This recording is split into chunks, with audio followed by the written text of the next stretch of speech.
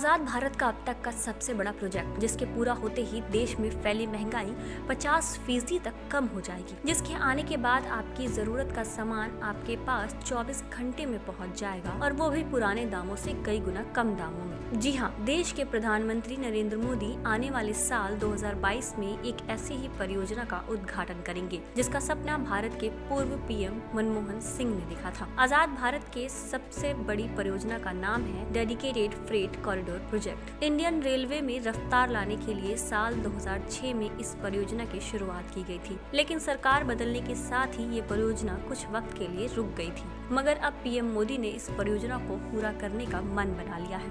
इस परियोजना की देखरेख करने के लिए dedicated freight corridor corporation of India limited बनाया गया है, जो इस पूरे प्रोजेक्ट की देखरेख करेगा। 81,459 करोड़ रुपए की लागत से पूरे होने वाली इस परियोजना को अभी 2 अलग-अलग फेज में बनाया जा रहा है, वेस्टर्न डेडिकेटेड फ्रेट कॉरिडोर और ईस्टर्न डेडिकेटेड फ्रेट कॉरिडोर। क्या है ये प्रोजेक्ट और क्यों है जरूरी भारत के विकास के लिए?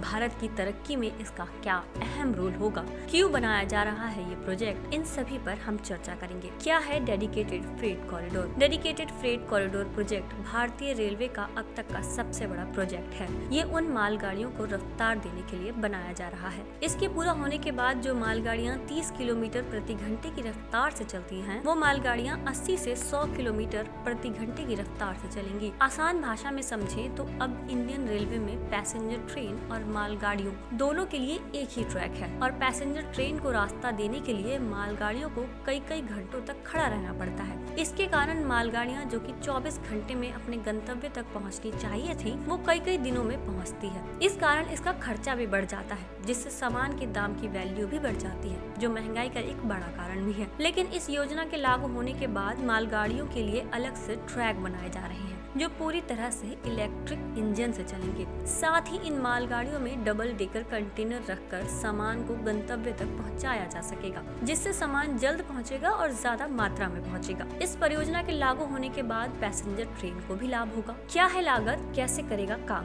इस परियोजना को 2 अलग फेज में बनाया जा रहा है, वेस्टर्न डेडिकेटेड फ्रेट कॉरिडोर और ईस्टर्न डेडिकेटेड फ्रेट कॉरिडोर। फिलहाल वेस्टर्न डेडिकेटेड फ्रेट कॉरिडोर पूरा होने वाला है, जिसे साल 2022 में शुरू करने की भी योजना है। तो वहीं ईस्टर्न डेडिकेटेड फ्रेट कॉरिडोर को साल 2024 में पूरा करने का लक्ष्य रखा गया है। इस योजना में करीब 81,459 करोड़ रुपए की लागत आ रही है, जो अब तक का सबसे महंगा प्रोजेक्ट है। Western dedicated freight corridor 1504 kilometre लंबा है, जो कि यूपी के दादरी से शुरू होकर महाराष्ट्र के JN पोर्ट मुंबई तक जाएगा। तो वहीं eastern dedicated freight corridor Sohnewala Ludhiana Punjab से शुरू होकर पश्चिम बंगाल के दंखुनी बंदरगाह तक जाएगा। ये 1856 किलोमीटर लंबा है। अब जानते हैं कि ये कैसे काम करेगा। इसके लिए बनने वाले रेलवे ट्रैक को पूरे एडवांस टेक्नोलॉजी के साथ बनाया जा रहा है। इंडियन रेलवे और DFC के मालगाड़ी रेलवे ट्रैक में एक उचित दूरी बनाई जा रही है, जो कि सामान्य दूरी का 2 गुना है, ताकि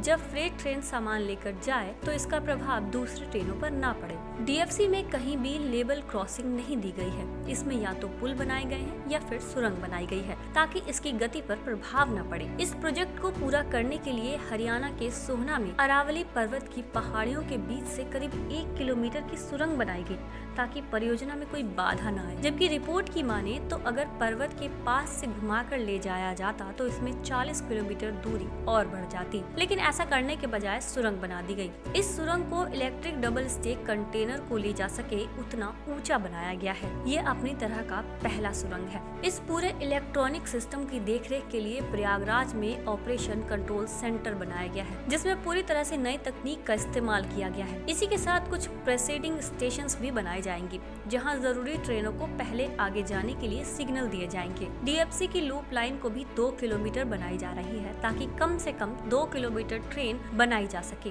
DFC के ट्रैक को बनाने के लिए नई तकनीकी वाले ट्रैकिंग मशीन को लाया गया, जो रोजाना 1.5 किलोमीटर ट्रैक बिछाती है। इसे ऑटोमेटिक ट्रैक लेन मशीन कहा जाता है। इसके ट्रैक बिछाने के लिए फिश प्लेट का इस्तेमाल नहीं किया गया, यानी कि गैपिंग नहीं है। इसमें हादसे को रोकने और स्पीड को बरकरार रखने के लिए ऑटोमेटिक सिग्नलिंग का इस्तेमाल किया गया, जो कि हर 1 किलोमीटर पर लगाया गया है। इसमें 4 लाइट लगे हैं, एक रेड, एक ग्रीन और 2 येलो। यानी कि अगर कोई ट्रेन 3 किलोमीटर की दूरी पर है तो ऑटोमेटिक 2 येलो लाइट जल जाएंगी। यानी कि ये संकेत हुआ कि ट्रेन की स्पीड को 60 किलोमीटर प्रति घंटा कर लिया जाए। तो वही एक येलो लाइट का मतलब है 30 की स्पीड से गाड़ी चलानी है। DFC के लिए इस्तेमाल होने वाले ट्रेनों में डबल वाग 12 इंजन का इस्तेमाल किया जाएगा। 2 किलोमीटर की ट्रेन होने के कारण बीच में एक वाग 9 इंजन भी लगाया गया है ताकि कपलिंग पर इसका ज्यादा प्रभाव न पड़े। साथ ही ब्रेक लगाने की सूरत में ये डब्बों के बीच में संतुलन बनाए रखें। आपको बता दें कि इंडियन रेलवे को 63% कमाई फ्रेट ट्रेनों से होती है, इसलिए सरकार DFC के रेलवे